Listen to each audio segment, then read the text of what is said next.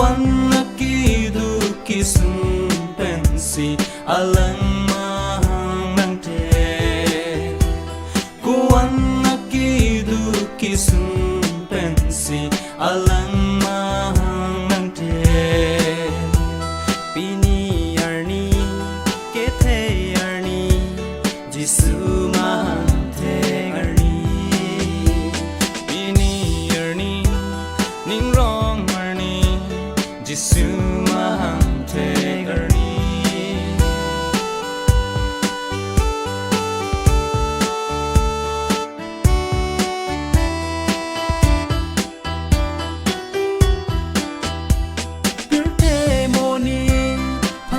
Pito kisiva Chepe bihe pensi alang livang Pirte moni pan kopito kisiva Chepe bihe pensi alang livang Ipop ng kopito di pansi alang mahang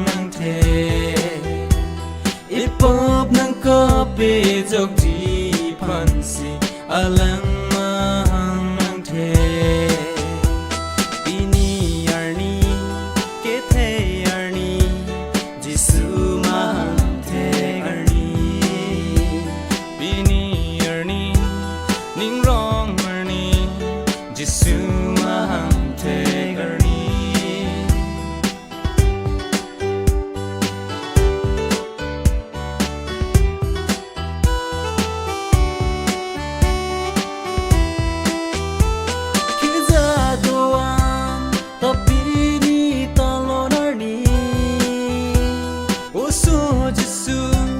Pan kerju arni pini Kiza doan tapi ni talon arni Usu Jisu pan kerju arni pini Richu apara richu landi alang mahang nante Richu apara richu alang mahang nang te.